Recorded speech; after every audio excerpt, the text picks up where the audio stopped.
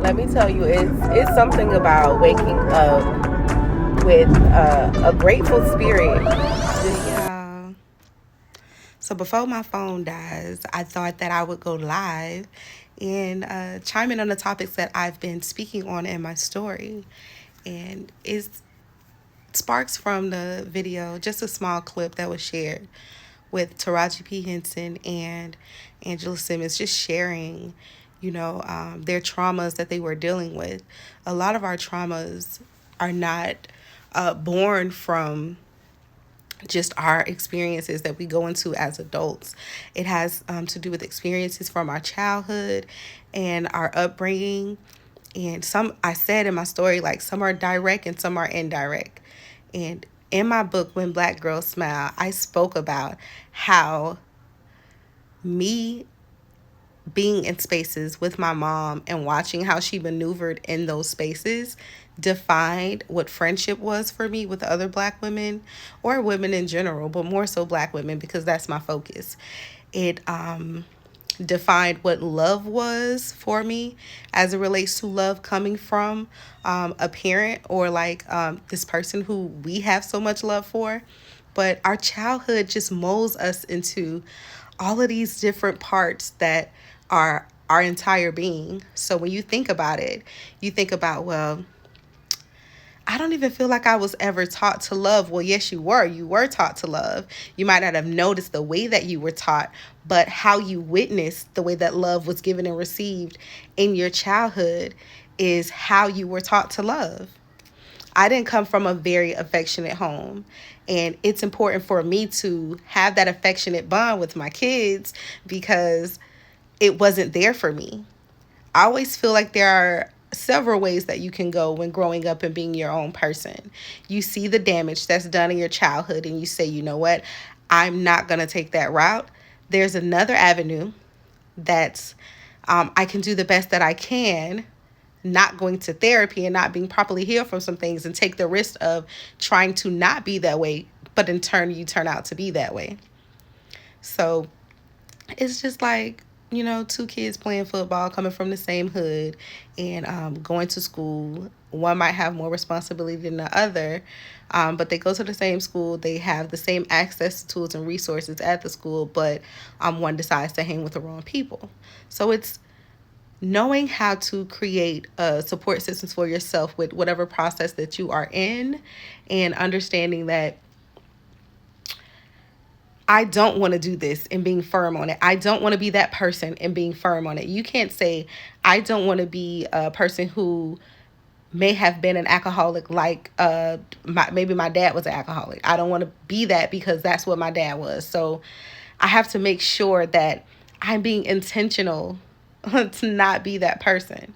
And the best way to do that is to make sure you're educated, you're knowledgeable about how you can lead a road to a pathway that is of drug abuse. Because when you think about it, a lot of people who are addicted to drugs and a lot of people who are very abusive, sexually abusive, domestic violence abusers, they have witnessed that trauma in their childhood. So to them, it was a form of something that they thought was correct, something that they thought was, this is how it's supposed to be done. But that's why I say we have to be aware. We're shifting.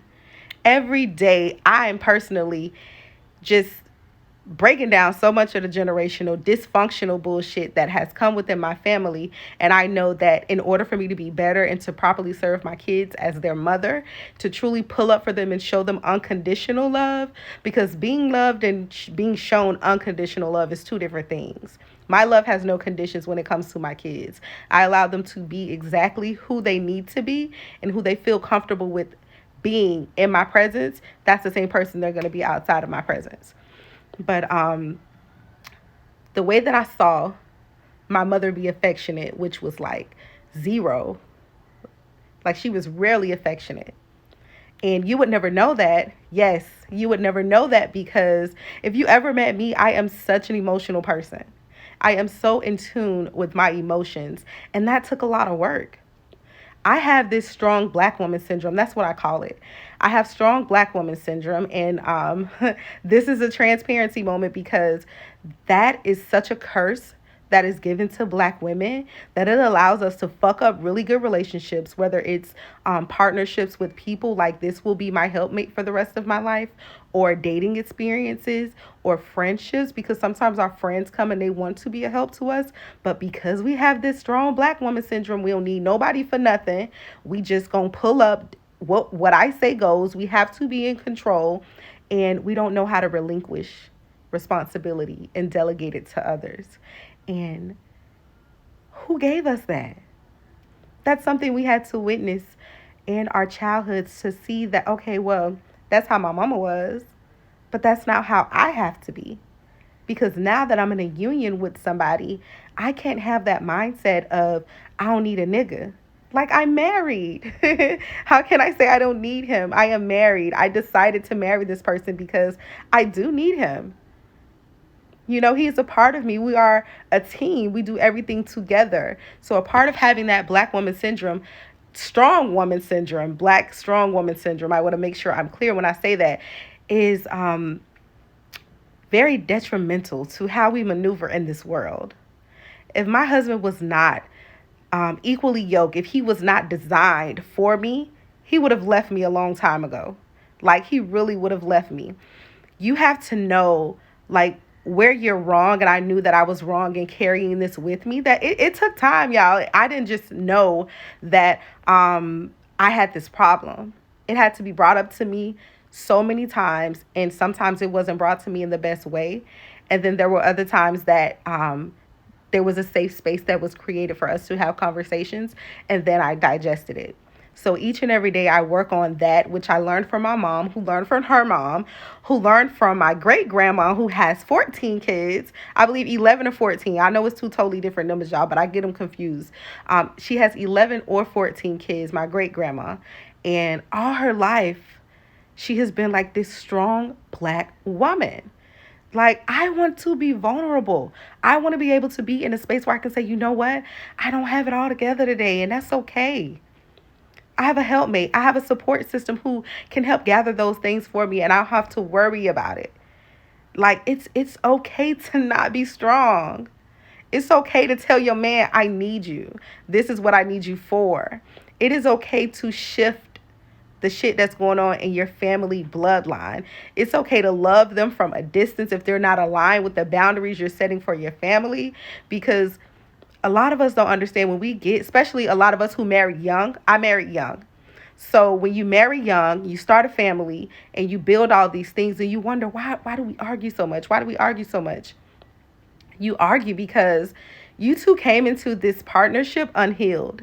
There's so much trauma and so much shit that we unload on each other, and it's not intentional, but it creates chaos. And I know that in my childhood, constantly creating chaos was just something that just seemed so normal. Therapy wasn't a thing we talked about. Like, my mom was married twice. She never went to marriage counseling, to my knowledge. And the idea of therapy is not even an open discussion right now for her. So I don't even think, like, I want to have family counseling with my siblings and my mom, but I don't even think that's an option. It's okay, though, because I have to be healed and be in a space where I'm continuously growing for my kids and my husband and myself. But to just think that we have all of this shit that we bring with us. I have my shit from my childhood on top of my traumas in dating with other people, on top of my mama traumas, because those are given to me. And then I go into this partnership thinking that this person is just going to understand me and understand everything that I need. I don't know how to properly communicate. I get upset. I want to be in control. I think that I don't need a man. You can't have all of these things and think that you're just going to function properly. You're going to continuously argue with each other. It's going to be okay sometimes. And it's going to be like that honeymoon phase. And that's a roller coaster thing. But until you two are in a space that you see like, okay, we fucked up. And we can be fucked up, but what are we going to do about it once we know? And decide that, okay, we are not our childhood trauma. We are not our generational trauma. And we both need to go to therapy so we both can move forward. thinking that therapy is not an option is really, really bad. Therapy is always an option. There are always resources so that you can get the proper care that your mind needs. So please, anybody, don't ever think that it's not in your reach, because it definitely is. But understanding that it's not you, it's how we were brought up. And guess what? Some of our parents weren't intentional. Oh yeah, my phone going dead. Yeah. Some of our parents weren't intentional on some of the things that they brought down to us, because they did the best with what they had. So it's saying all that, I just wanted to let you guys know that it's not just you, it's me too. Dysfunctional shit happens in all of our families, and we carry that baggage with us everywhere we go. And when you're ready to unload, let me say that. When you're ready to unload and release yourself from those burdens, I am here. You can schedule a session, whatever you feel that you are in the season of and what you need, and I can help provide. Reach out to me, let me know. But don't think it's just you. Dysfunction goes really down the bloodline to generations way before you and I.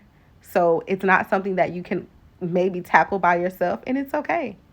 But pull up for yourself in this season. Let yourself know, like, I am not all of that trauma and chaos, because I'm a person of peace.